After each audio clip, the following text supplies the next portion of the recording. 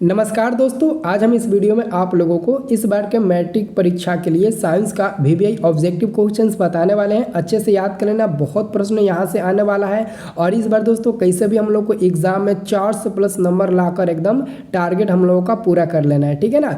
और दोस्तों अगर आप लोग 400 नंबर लाते हो तो आपको बोर्ड की तरफ से 10,000 रुपया भी मिलता है, ठीक है ना। 400 नहीं 300 भी लाओगे ना तो एग्जाम में आपको ना 10,000 रुपया का इनाम दिया जाएगा सरकार की तरफ से। तो ठीक है, तो थोड़ा अच्छे से याद कर लो सारे क्वेश्चन को, ताकि हमारा भी फर्स्ट डिवीजन आ जाए और एग्जाम में हम भी 10,000 का हकदार बन जाए, ठीक है। तो पहला नंबर क्वेश्चन है, किस कुंडली का प्रतिरोध ज्ञात करने के लिए सूत्र होता है।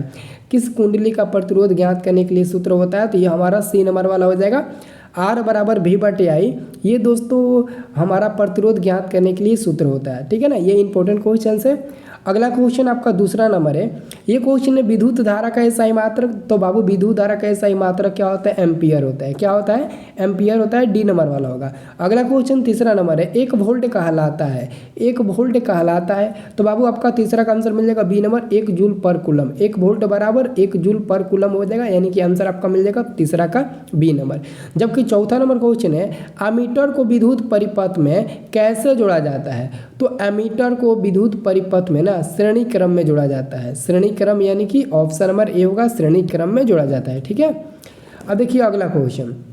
अगर मैं अगला क्वेश्चन की बात करूं तो अगला क्वेश्चन हमारा 5 नंबर है। क्वेश्चन है कि यदि ए और बी दो प्रतिरोध पार्श्व क्रम में जुड़े हो तो उनका समतुल्य प्रतिरोध क्या होगा। तो देखो पार्श्व क्रम का मतलब होता है 1/r बराबर 1/r1 प्लस 1/r2। ऐसा मतलब कि जाएगा इन्फिनिटी तक ले, ठीक है ना। और ये जो 1/r, ये जो r है ना, यही हमारा समतुल्य प्रतिरोध है। तो इस क्रम में जब हम लोग जोड़ते हैं ना, तो जो हमारा समतुल्य प्रतिरोध होता है वो क्या होता है, तो ए और दोनों का समतुल्य जो प्रतिरोध होगा ना वो कम होगा, क्योंकि ऑलरेडी ये तो आपका पैरेलल है ना, यानी कि आपका पार्श्व क्रम है, पैरेलल है एक दूसरे के, इसलिए कम होगा।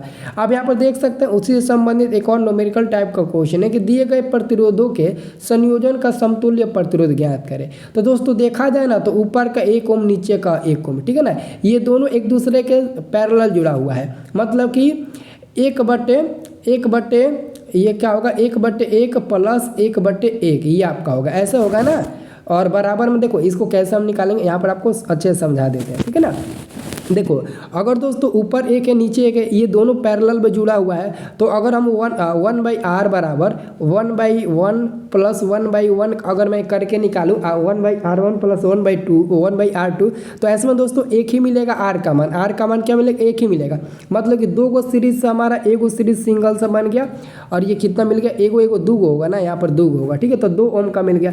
वैसे इन दोनों को पैरेलल जोड़ोगे ना तो एक और यहाँ पर एक सीरीज बनेगा, ये भी 2 ओम का मिलेगा। अब ये दोस्तों आपका एक सीरीज बन गया, सीरीज के रूप में हो गया, यानी कि ये आपका एक समांतर हो गया, मतलब एक सीधा हो गया, सीरीज हो गया, श्रेणी क्रम हो गया।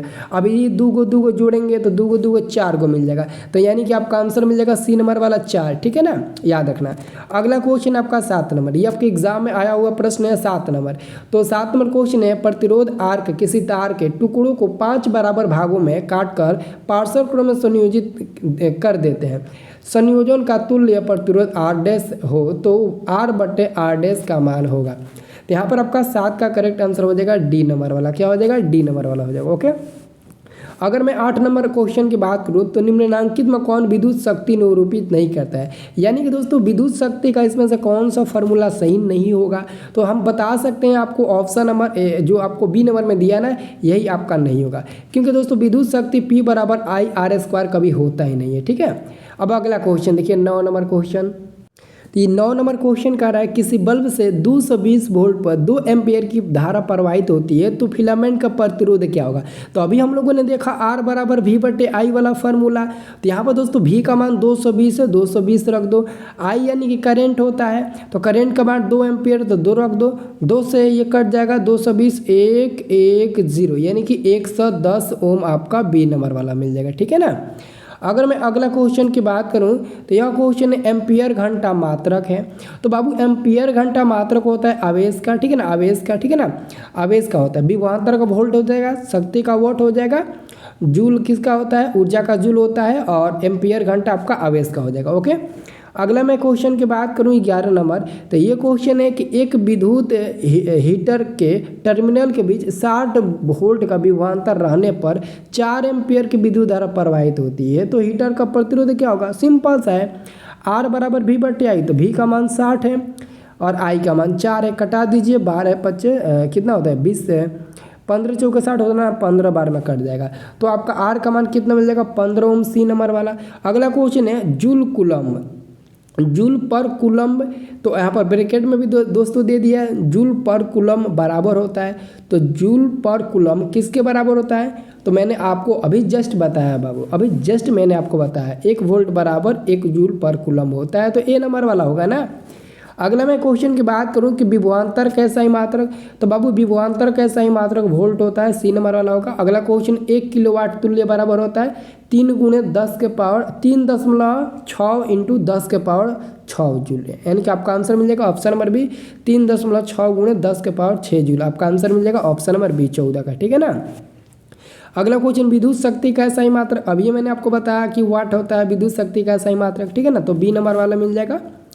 अगर दोस्तों मैं अगला क्वेश्चन 16 नंबर की बात करूं, तो यह तो क्वेश्चन काफ़ी ज़्यादा बार पूछा गया है कि विद्युत परिपथ में विद्युत धारा की माप की जाती है, तो विद्युत परिपथ में विद्युत धारा की माप हम लोग एमीटर के द्वारा करते हैं कि नहीं, तो आंसर आपका मिल जाएगा बी नंबर वाला, ओके। अगला क्वेश्चन देखिए, अगला क्वेश्चन क्या है आपका? अगला क्वेश्चन हमारा आता है 17 नंबर ना, तो 17 नंबर प्रश्न कहता है कि प्रतिरोध का ऐसा ही मात्रक, तो प्रतिरोध का तो ऐसा ही मात्रक एम्पियर हो जाएगा ना। अगला क्वेश्चन है 18 नंबर, किस उपकरण में धन और ऋण आवेश का चिन्ह नहीं होता है, तो आपका यहाँ पर 18 का आंसर मिल जाएगा ऑप्शन नंबर सी, ठीक है ना। जो भी लोग हमारे व्हाट्सएप ग्रुप में नहीं जुड़े हुए हैं, वीडियो के डिस्क्रिप्शन में देखिए, आपको लिंक मिल जाएगा, नहीं तो आप कमेंट में भी जाकर देखिएगा, तो आपको लिंक मिल जाएगा, वहाँ से आप हमारा व्हाट्सएप ग्रुप ज्वाइन कर लीजिए, ठीक है ना। अगला क्वेश्चन है किसी बल्ब से 1 मिनट में 120 कूलम्ब आवेश प्रवाहित हो रही है, तो प्रतिरोध का धारा का मान क्या होगा? धारा का मान, तो धारा आई बराबर क्या हो जाएगा? आई बराबर 120 रख दो, W/T होता है, आई बराबर W/T, तो कूलम्ब यानी कि W यानी कि आपका हो जाएगा 120 ऊपर और 1 मिनट नीचे, तो 1 मिनट में 60 सेकेंड होता है ना, तो सेकेंड में लेते हैं तो 60 हो जाएगा और ये कट जाएगा 2 बार में, तो 2 एम्पियर आपका मिल जाएगा बी नंबर वाला, ओके। अगला क्वेश्चन देख लीजिए, अगला आपका क्वेश्चन है 20 नंबर। 20 नंबर प्रश्न है कि विद्युत बल्ब का तंतु बना होता है टंगस्टन का, सी नंबर वाला होगा।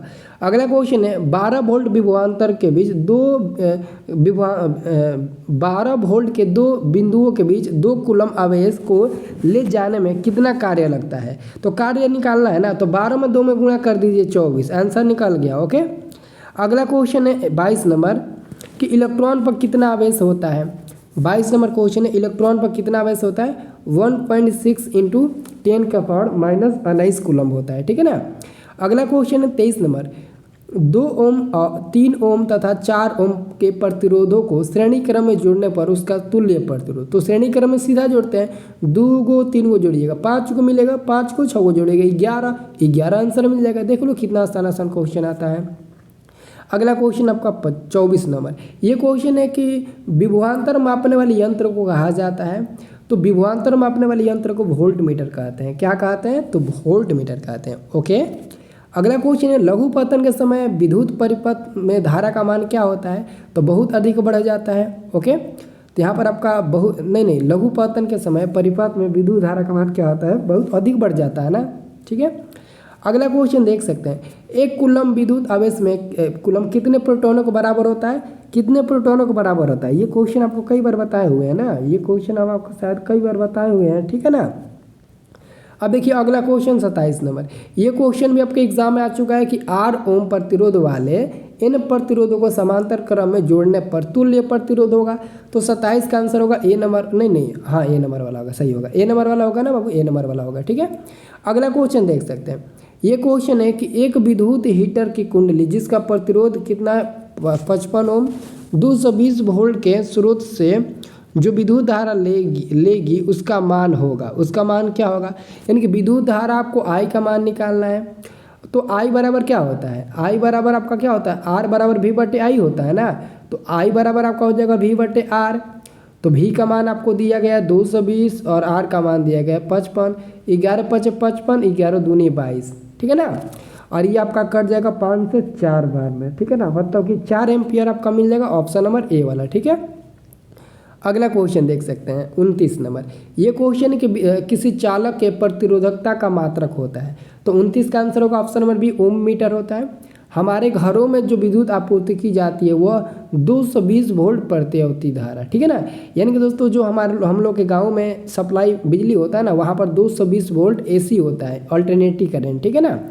अगला क्वेश्चन हम 31 नंबर की बात करें तो 31 नंबर मेरा प्रश्न है ना कि किसी चालक के छोरों के बीच विभवांतर भी प्रतिरोध आर एवं प्रवाही धारा आई है, तो इसके बीच संबंध क्या होगा, आर बराबर भी बटे आई। ये तो बहुत इजी प्रश्न है, ठीक है ना। अगर मैं अगला क्वेश्चन की बात करूं 32 नंबर, तो ये क्वेश्चन है कि 100 वाट का विद्युत बल्ब 220 वोल्ट पर मेन से जोड़ा जाता है, तो प्रतिरोध का मान आर बराबर क्या होता है, आर बराबर भी बटे आई होता है। तो आई का मान नहीं दिया है, लेकिन दोस्तों यहाँ पर वाट का मान दिया है। तो P बराबर दोस्तों हम लोग जानते हैं V² अपन R होता है। तो R अगर निकालेंगे बाहर तो V² बटे P हो जाएगा। V का मान चूँकि 200 कितना दिया है जी, आपका V का मान दिया है 200 कितना 250 दिया है ना। तो 250 को आप स्क्वायर करिएगा तो 250 गुणे 250, ठीक है ना। और नीचे आपका मिलेगा कितना, V² अपन R होता है ना, नहीं P बराबर V इंटू आई होता है। धारा का मान निकालना है ना, सॉरी धारा का मान निकालना है। तो P बराबर बाबू V इंटू आई होता है ना। तो P का मान आपको दिया गया है 100 और V का मान दिया गया है बाबू 250 और धारा का मान निकालना है। तो एगो जीरो से एगो जीरो कटेगा, ये 5 से कटेगा 25 और ये 5 से 2 बार में, यानी कि I बराबर आपका 2 ऊपर 5 नीचे, जब 2 में 5 में भाग दीजिएगा तो 0.4 एम्पियर मिलेगा। और 0.4 एम्पियर आपको बी नंबर में दिया है। आपका अगला क्वेश्चन है, जब किसी चालक तार से विद्युत धारा प्रवाहित होती है तो गतिशील क्या होते हैं। इसका जो भी आंसर बताएगा 11 रुपये का आंसर, 11 रुपये का इनाम उसको दिया जाएगा। कमेंट में नंबर ज़रूर देना, ठीक है ना। तो इसका आंसर ज़रूर बताइए 33 नंबर का।